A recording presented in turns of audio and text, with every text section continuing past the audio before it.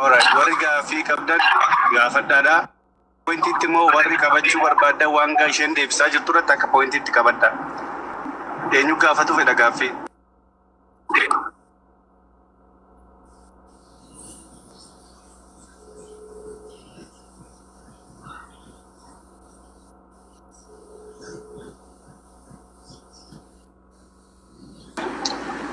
Uummanni rafee moo gaaffiin hin jiru moo yookiin maarree? Bakki gaaffii dabale. Jirma dura jiru fi amma jiru waan garagaraa waan arginee fi keechan babarraa waan jiruu fi ammatti maalidha ammaan jechuun ni barbaadan. Warqii ta'ee baay'isee ta'ee lachuu buleen keenya dhiiga keenya nama keenya foon teenya yaa ta'uuti malee bakka itti nama muufachiisuu fi nama dallansiisu maaltu jira. Namni sun ragaa ijoollee dawaa garagaraa fayyadamee itti taphachuu waan baay'ee irratti hojjechuu hin godhu namni kun jettee dubbachuu sun baay'ee wanna ta'uu hin qabnee fi haasa'uu hin qabne jedhee yaada. Maaliif ijoollee hedduutu taatee akkanaa nurra gahee ebeluu nurra gahee ragaa qabatan maaliif namicha kanarra buutee waan akkasii deebisuu hin qabdu. Waan ofii beektu qofa. San booda immoo ijoollee ragaa namicha kanarratti waan dubbatan qaban akka nutumsituun beeksisuu barbaada. Hunda dura garuu warqiinis baay'iseenis nuuf obboleen ta'uu kanumaan baraa jechuu barbaada. Waa'ee namicha icciitii jiru nuu kennuu qabdi malee inni kanan godhuu jechuun sun baay'ee ulfaataadha. Ijoollee hedduutu rakkoo hamtuu keessa jira jechuudha. Ijoollee hedduu maqaa dha'uun barbaannu malee yeroo ammaa kanaa'uu jechuudha. Akkamitti dhaabatteet dawaa garagaraa fayyadamaa ija kaameraa fayyadamaa waliin sagaagalaa san booda ijoollee keenya hedduu kan achi buutee dhabamsiise kan dhiheenya wajjii afur dura ulfa firraa baasutti miidhamte sandaafadhaa kagalte naannuma jalduurra miidhaa guddaan kan irra ga'e ijoollee hedduu haasaa jirtu ijoolleen achi keessa jirtu. Ishumti baay'iseen turuu barda hin gadda mindaa ishii gaafannaan san booda mindaa keesi birriin haa ergettee gaafannaan hin ergu jedheen san booda viidiyoo wanta addaa irratti hojjete intala keessatti baase ijoollee bira jirtu isaa wal qabannaan gadi ba'anii taatee daqiiqaa muraasa artist obboleessa keenya mee amma jettee dhiisatu dubbuma dhugaa jirtu qabadhaa taa'ame amma fuullee jirti miti akkana jettee danteen amma micoon si fuullee jirti sini galee amma as jirti kan osin bira jirti wanni gaafachuu barbaadan kana jammaraa kaasee haga dhumaa waan gaafachuu barbaadan gaafadha jettee miti kan barbaadu jettee dummatan borjaajessina jettee odoon ta'in yoo dhugumaa nama akkasii irratti wanni akkasii nama irra gahee jira narra gahee jira namtichi kun akkaana godhee jira anis kinoo miidhamtuudha jettee ol baatee dubbattu kan miidhamte sunoo jiraate sini galee amma garuu namni intalli nu dhuftuutti intala barbaadaa turreemi gaafadha waan gaafachuu barbaadan jammararraa ishii dhagahee ishiitu maatitti dawwalee maatiitu du'a himee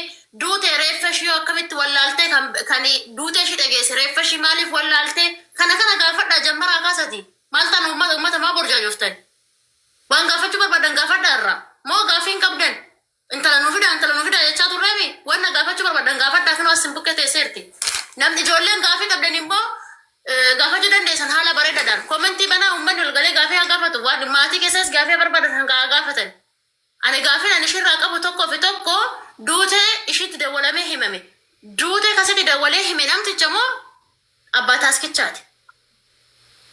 Abbaa taaksitu natti hime malee namicha miti. Namichi makiinaan adagaan tiraafikaa uumamee micoon mana yaalaa galte naan jedhe namichi oodhu dawwalii gaafa dheedeetu silkii natti kenne silkii inni natti kenne irratti immoo dawwallaan jechuudha. Sa'aanii afaan arabiifaa sirriitti hin danda'u sagalee xiqqoo tokko qabnaaniif namichi deebisee sagalee saaran kanaan dura waasaap irraa si biraan geesse natti ergee jechuudha waraabee. Kan kanaan caalaa ni amma namicha wajjin innis keessa gadi bu'ee haasa'utti afaan hin danda'u jechuudha. Nufi kiyyaayyuu biyya kana keessatti badaa hojii afaan kan hojii yoo ta'e malee haasa'uudhaaf natti ulfaata. Iddoo reefi bakka jiru sitti himne hin beektu? Natti himne. Ana mafi maamloom ana mujuut shortaanaan jedhe namichi eessa jira jennaan inni. Maayyee uummata si wanni gaafattan jiru?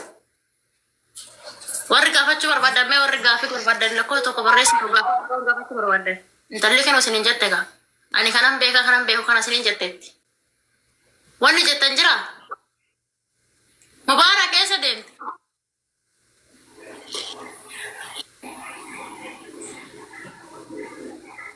Amma dubbii kana goolameen jira uummata keenya. Goolabaa isaan dheeressinaati. Obboleettiin keenya shittoon warqeen of kenneera naan jetteetti. Anaan isin jechuutti of kenneen jiretti gaaffiin asirratti ol gaafannu yoo ragaa wal dhabsiisuu ta'e malee akkuma of kenneera jetti kanaan itti fufti yoo ta'e anis gaazexaa darbiyaa deemaan jira dubbiin kun dhumataa isin waan nu gargaartu qabdi akka namaatti dhageessanii akka namaatti waan nu gargaartu akka tala Oromootti dhugumatti onnee keessa dubbataa jirti yoo ta'e onnee keessa nu gargaartu yoo ta'e waan nu gargaartu qabdi gatii ta'e dubbannee jirra la asirratti dubbachuu hin barbaadu. Kanaaf ragaa of jalaa dhabsiisurra asumatti tu goolofnee ol biraa galuu jechuudha. Wayyuu manis dhaqee guruppiitti galee moota guruppii jabeessaa. Wanti isin gaafattan hin jiru. Gaafadheera man dawwaleen gaafadhe. Qaxxitaa siin dawwalleen. Yeroo meeqa sii dawwalee miti aan? Qaxxitaa. Ijiptirra. Dawwaltanii. Yoomuu akkatti waan irraa fuutan qabduu kan biraa. Waan irraa fuutan qabduu. Mabruki ingalchi bakka koo nan bu'aa mabruki ingalchi. Sitti ergaa jiru. Modereetarraa kaasteetta maaliif akkati galchuu hin danda'u? Modereetarraa kaasteetta? Yaa hin jiru galchuu hin danda'u nama maal akka ta'e hin beeku. Galchuu yookiin neetworkii kee ta'a malee annu editara yoon fuudhe yoon kenneedha. Yaa Mabruk nama jedhamu galchi inni sirriitti gaaffii sirnaa gaafatu. Anan maqaa fi dheeressuu hin barbaanne. Adeemsa badaa jira. Dhageessanii?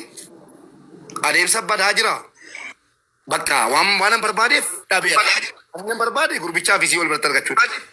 Yoo rabbi jedhe yeroo gabaabaa keessatti gurbichaa fi qaamaan isinii fidee dhufa.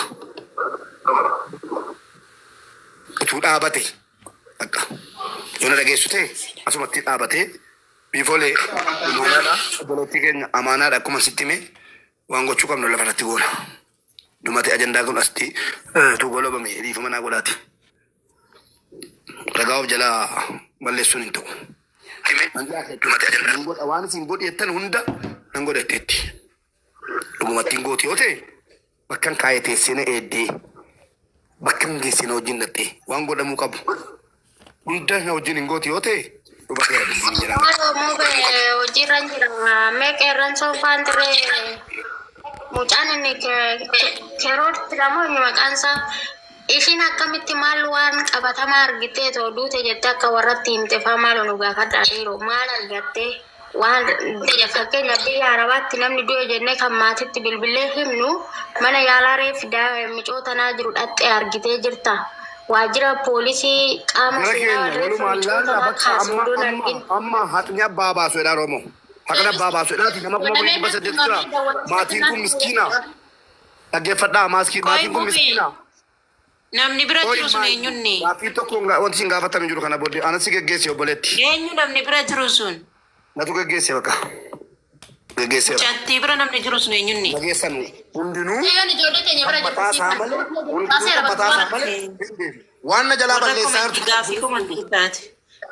Ayyee bakka tura. Bakki isin jirtu suni natu kaa'e. Sirii galee biifooleen quba qaba. Bakka ofii keenya barbaannu keenya jirra. Akka warra komantiitii fi bara nama komantii faayisaa jira gaaffii. Dhaggeeffadhaa. Yoo mucaan kun baate amma gaafa nu seera qabsiifannutti. Sirii galee amma gaafa seera qabsiifannee seeraan amma tarkaanfiin jiru maa inni beektu wacinaati. Tarkaanfii seera qofa. Tarkaanfii seeraa kana keessatti haqni abbaa baasu. Kanaan waaqii walitti waamne itti galle. Mucaan of kennuu ta'es nama kennuu ta'es qophiidha jetteetti. Wannan beeku kana qofaa. Of kennuudhaafis qophiidha nama kennuufis qophiidha jetteetti. Dhumateera asirratti na naasofsiisna. Dubbiin jalaa badu jira. Waan isin hin bidirqama waa hunda beeku qabdu isin.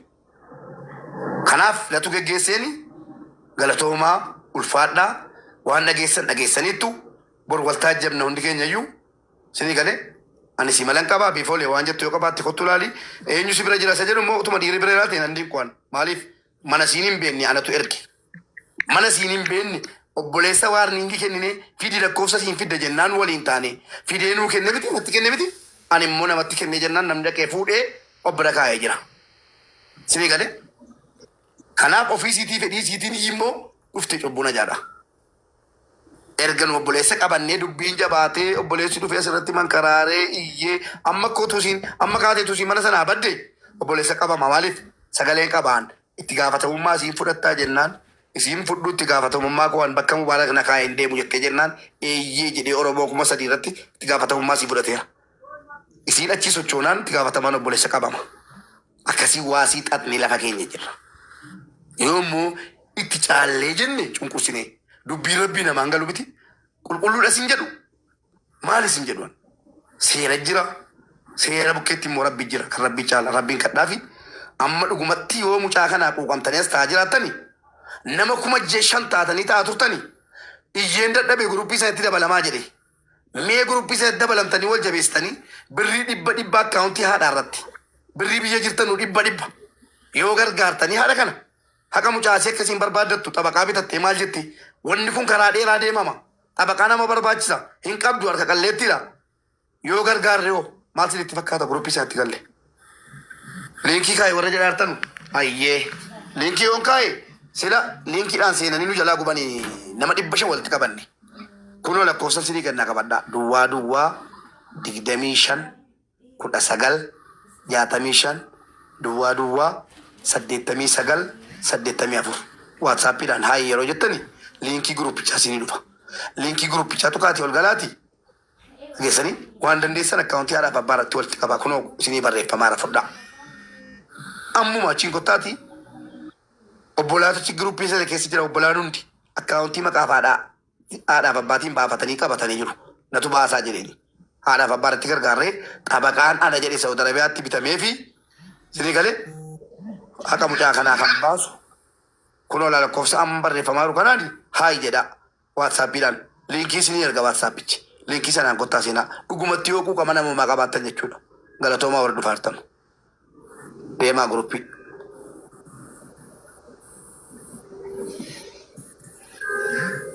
Kanaaf ajandaa kana cufni irra baqa olis miidiyaa irratti akka nama tokko olis sodaachifni olis gaafanni taraa darbines jenni isiin sanuma geessanii isiin sanuma an seerris naa nyaatu wamti barbaade naa nyaatu malee sobaan jiru dhugaan jirtu kanumaa jette kana jaala maal goona ka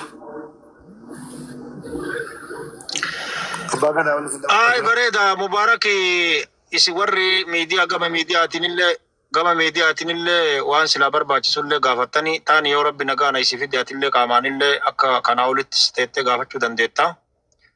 Kun ammoo hojii irratti dhugaan adda baati haga ilaalchee lama namaatiin namuu gaafatte waan barachuu barbaannullee irraa baranne qaamaanillee teennee galgala ganamattillee qaayinee wajjiinillee haasofnee akkuma tireef jette san ija namaa irraallee fuula namaa irraallee waatu ifaa beekadhu.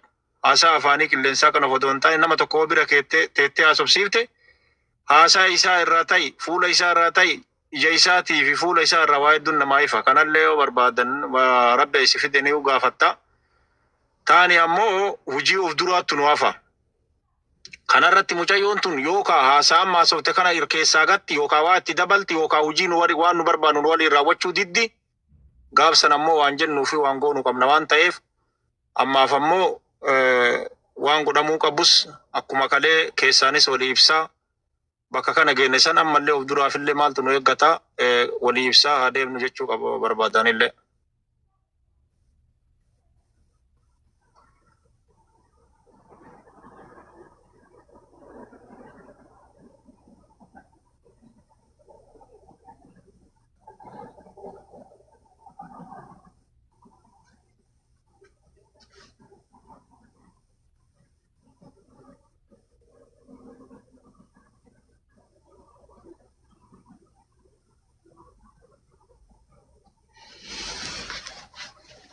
Sagaleen nagaamti yoo ta'e gara guruppiitti nu deema. Abbaa Gadaa biroo waan jettan qabaattan dhumara dhaamsa dhaamaa dhumate.